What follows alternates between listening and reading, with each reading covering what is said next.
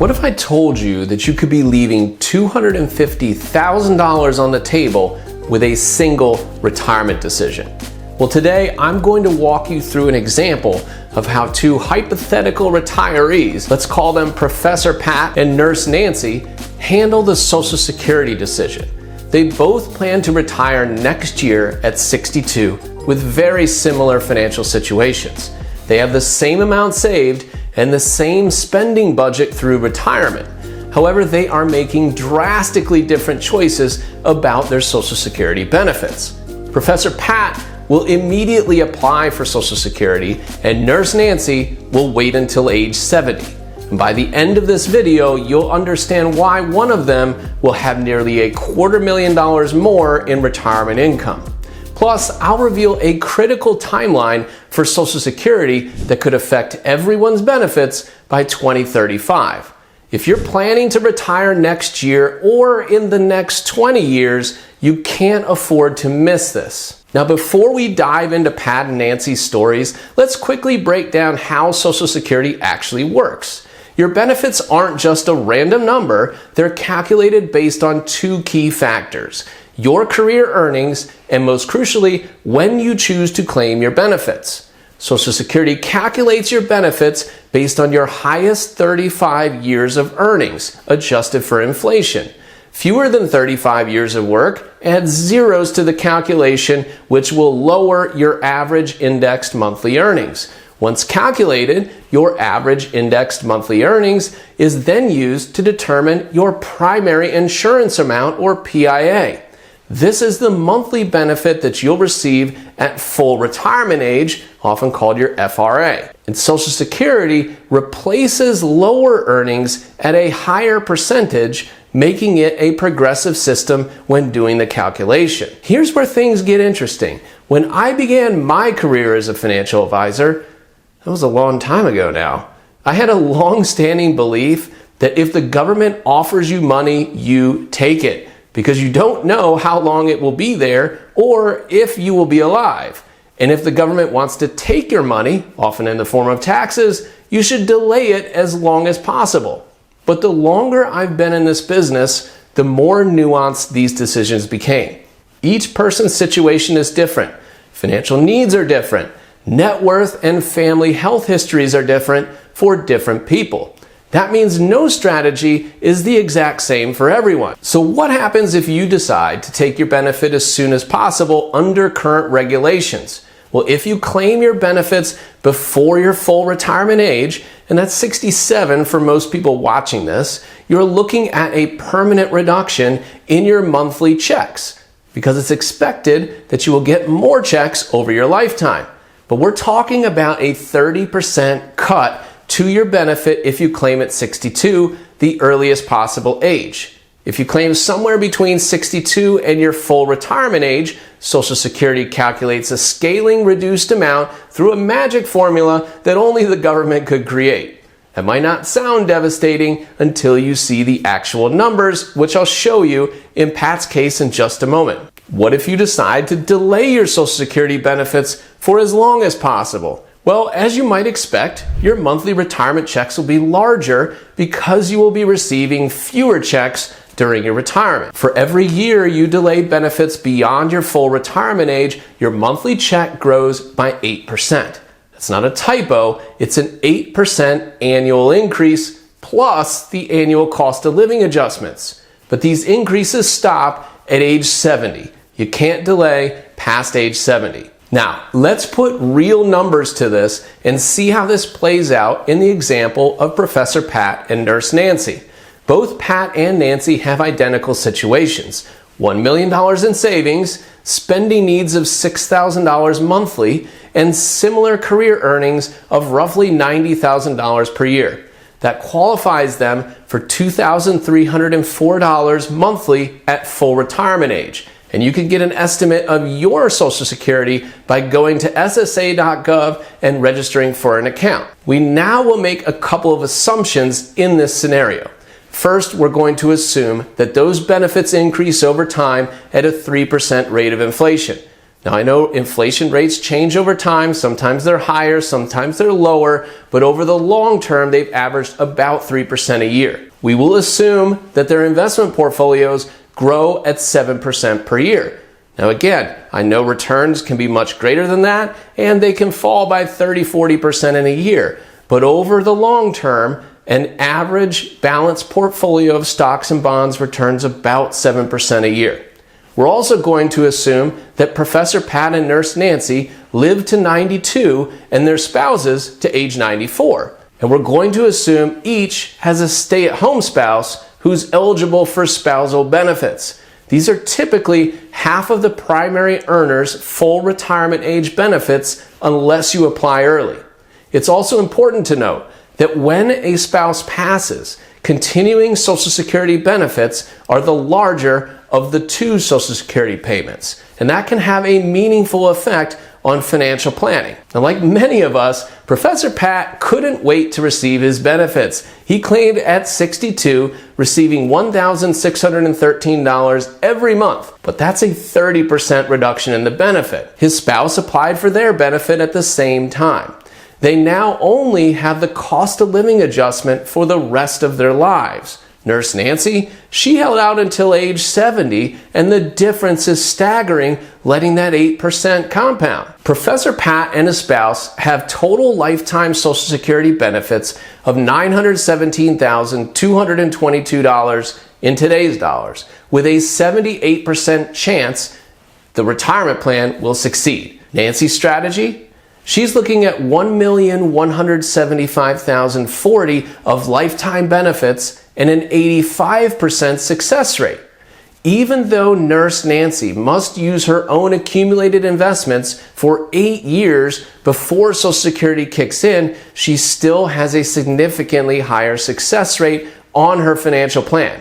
And that can make a big difference between feeling anxious and feeling confident about a retirement plan. But why did the success rate increase so much? It all comes down to the Social Security cost of living adjustment and what they are based off. Because Nurse Nancy delayed, her cost of living adjustments each year are substantially higher than the small adjustments that Professor Pete and his spouse receive. But you know what's even more interesting? Neither Professor Pat nor Nurse Nancy actually chose the optimal scenario. In their exact same situations, taking the Social Security benefit at the full retirement age of 67 resulted in a success rate of 88%. In each case, that's a higher success rate.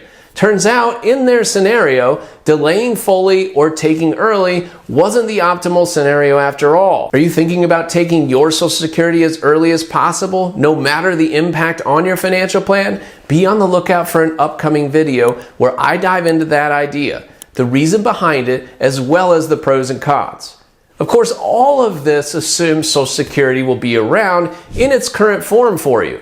There is more and more talk about potential changes to Social Security, and we're going to be addressing those in an upcoming video as well. When running retirement planning scenarios for any clients with a 90% or greater success rate and $1 million portfolio or more, the decision to take Social Security early or late becomes less of a factor in the overall success of the plan.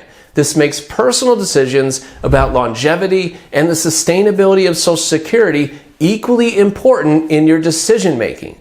Social Security is one of the most popular and successful government programs ever created. But here's the urgent part I promised.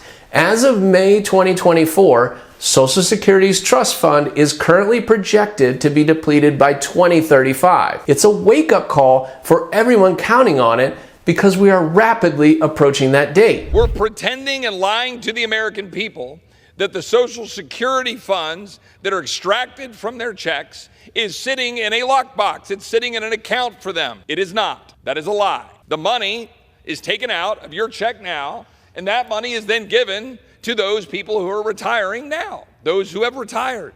That's the truth. It's a tax. And what happened here was we messed up because we're government. We mess up almost every single second. Government messed up, and now we're trying to fix the mess up. So what happens then if nothing is done? When the trust fund runs out, it doesn't mean Social Security will disappear, but benefits are estimated to drop to 80% of current levels. This isn't just a theory or speculation, it's basic math based on current funding and demographic trends. There are a lot more people drawing on Social Security and living longer, and there are a lot less people paying into the system because of lower birth rates. But Social Security did anticipate this. That's why under Ronald Reagan, back in 1983, Social Security was amended to gradually increase the full retirement age from 65 to 67, and we are almost there. So where did Social Security mess up? What they did not anticipate was how income growth has evolved since 1979, and how much is now going to the top 1%. Take a look at this chart from the Economic Policy Institute. Wages for the top 1% have grown 182% since 1979, while the bottom 90% of wages have seen just 44% growth. In previous decades, this income disparity didn't exist. Why is this important? Well, let me explain. Social Security is primarily funded through payroll taxes, meaning that people who make a wage, earning income, pay a portion of that income into the Social Security Trust Fund. Employees currently pay 6.2% of their pay into the fund, and their employer also pays 6.2%. If you're self-employed, you already know that you pay all 12.4% yourself. But here's where it gets interesting. Currently, there is a cap on the amount of wages where you pay this payroll tax. It gets indexed with inflation in most years. In 2025, the wage cap is $176,100. That means that anyone who makes more than $176,100 doesn't pay a dollar more into Social Security over that amount. Someone that makes $15 million salary pays the exact same dollars into Social Security as someone who makes $176,100, but a much, much smaller percentage of their income. What the Social Security Administration didn't anticipate is that more and more of earned income is escaping payroll taxes. In 1983, roughly 10% of our nation's income escaped Social Security taxes. In 2021, that number is now 18%, and according to the EPI, has cost the trust fund roughly $1.4 trillion in lost payroll taxes. Is that fair? Is that right? Well, that's not for me to decide, but I would love to hear what you think down in the comments. And remember, Social Security tax is only paid on earned income. It's not paid on stock compensation or company dividends. That income is taxed, but none of it goes to funding Social Security. One of the recent suggestions is to get rid of the income cap on Social Security tax. The Social Security Expansion Act, introduced in Congress in 2023, proposes taxing earned income over $250,000 and any investment income for people making over $200,000. The bill says the increased Social Security tax revenue will expand Social Security benefits by $2,400 a year and will extend the solvency of Social Security for the next 75 years, while only affecting roughly 6% of Americans with higher taxes. Now, I'm just guessing here, but I wouldn't be surprised if this 2023 proposal gains traction in some way as we approach 2035.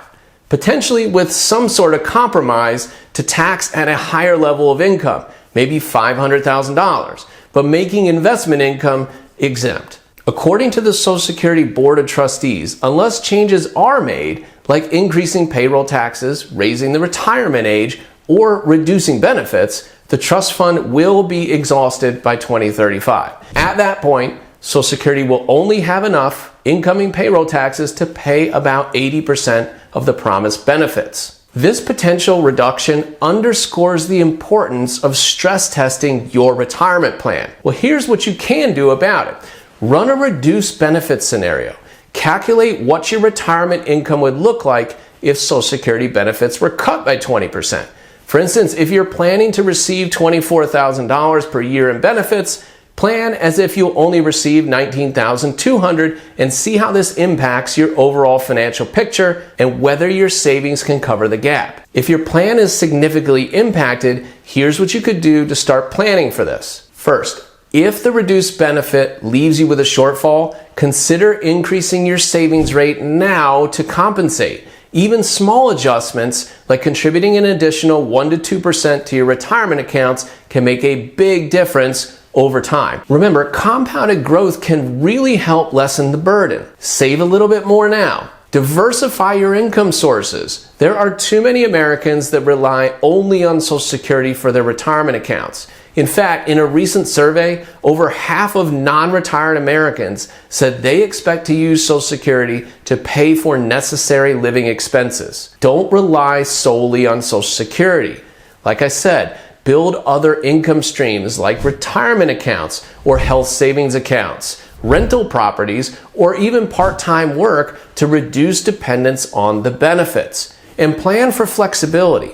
For instance, if your benefits are reduced, be prepared to adjust your spending or delay retirement by a year or two. I know you don't want to hear that, but just one extra year can have a huge impact on your retirement plan's success. What's likely to happen to Social Security? Well, something will need to be done sometime in the next 3 presidential cycles. Who will do it, and what are they likely to do? You can find out what Trump, Elon, Vivek, and others are proposing by watching this video next. It may significantly impact your finances. The difference between Pat and Nancy's strategies aren't just numbers on a page. It's the difference between a comfortable retirement and constant financial stress.